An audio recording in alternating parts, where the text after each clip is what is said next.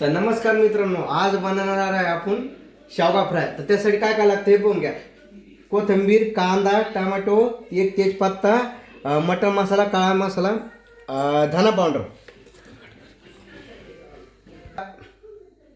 आपण पहिले शेवगा गरम पाण्याने गरम करून घेतलेलं आहे, कारण की ते पटकन शिजतं.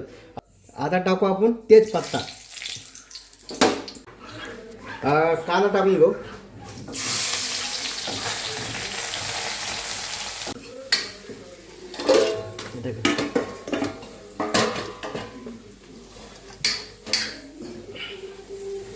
ह्यो घरगुती मसाला, फुटाणे, बाजार व सगळं मिक्स घरचं जे जे खोबरं ते टाकेल त्याच्यात हे टाकून घ्यायचं मध्ये.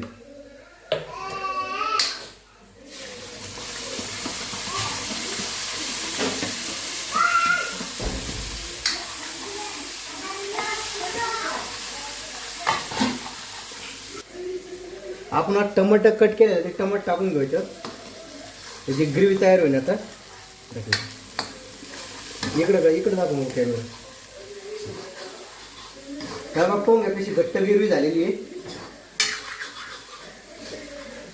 एक माझी बनवायचा माझी एक मला नाद आहे, कारण की माझ्या हातची जर भाजी थोडी चवदार होते असे म्हणते घरचे. तर त्या हिशोबाने मी कधी कधी बनवत असतो. आता सांगा की काम नाही, काम आपलं आटपलेलं सगळं, आता गिरेक सगळं होऊन गेलेले. आता आपलं हेच काम आहे. पाहून घ्या कसं काय गिरवी झाली.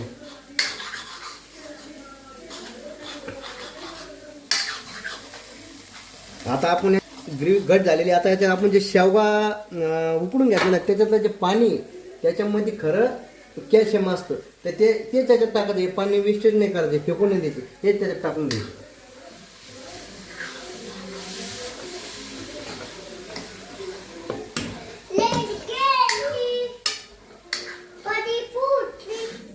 आपल्या आता मसाल्याने तरीच वाढलेली आहे.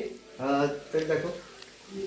हे बघा तरीच वाढलेली आहे. आता हे बघा कशी, हे बघा कशी घरच्या घरी रेस्टॉरंट सारखी भाजी आहे. बघा कशी तरी आता तरीच वाढलेली आहे. आता चवीनुसार थोडं मीठ टाकून घेऊ. आणि जे आपण जे शेंगा फ्राय केलं ना आता याच्यात सोडून देऊ, कारण की शेंगा थोड्या फ्राय झाल्या. मग आता लय 5 मिनिटं उकळून द्यायची, लगेच तुमची भाजी तयार. तुम्हाला आता पुरी भाजी एंड झाल्याच नंतर दाखवतो. आणि तिकडं गरम गरम भाकरी चालू आहे, कारण की शेवगा म्हणल्याच नंतर गरम गरम भाकरी दाखवतो.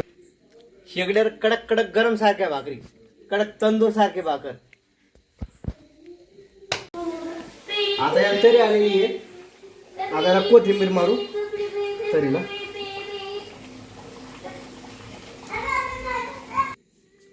ही गरम गरम भाकर